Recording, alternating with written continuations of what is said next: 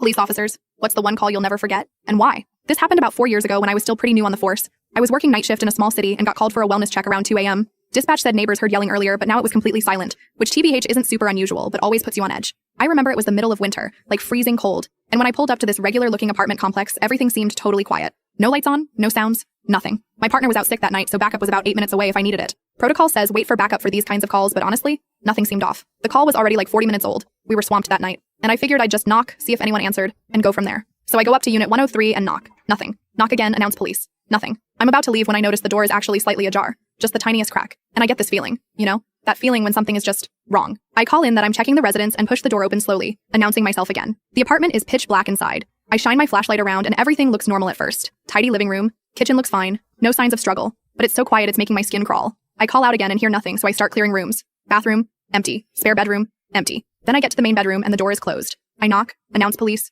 Nothing. So I open it slowly, flashlight up. And that's when I see someone sitting on the edge of the bed. It's a woman, maybe mid-30s, just sitting there perfectly still in the dark. She doesn't react to my light at all, which immediately sets off alarm bells. I ask if she's okay, and she just nods, super slowly, doesn't speak. I step into the room and notice a few things all at once. First, she's fully dressed like she's about to go out. Second, there's a packed suitcase next to her. Third, her hands are shaking uncontrollably even though her face is completely blank. I ask her name, Ariana, and if anyone else is in the apartment. She just whispers, "He's gone," and keeps staring straight ahead. I'm getting major DV vibes at this point, but something still feels off. I ask her if she needs medical attention, and she shakes her head. Then she says something that makes my blood run cold. She just whispers, "Check under the bed," and goes completely silent again. NGL. I did not want to check under that bed. I called for backup again, said I needed them to step it up, but I knew I couldn't wait. So I crouch down, gun drawn, and use my flashlight to look under the bed. At first I don't see anything. Then I notice this small wooden box pushed all the way against the wall. I ask Ariana what's in the box and she just says, "The letters," in this completely hollow voice. Then she tells me her boyfriend Barry left about an hour ago after they had a fight, and he said he'd be taking care of things once and for all. I get the box out and open it. Inside are dozens of letters, all addressed to Ariana.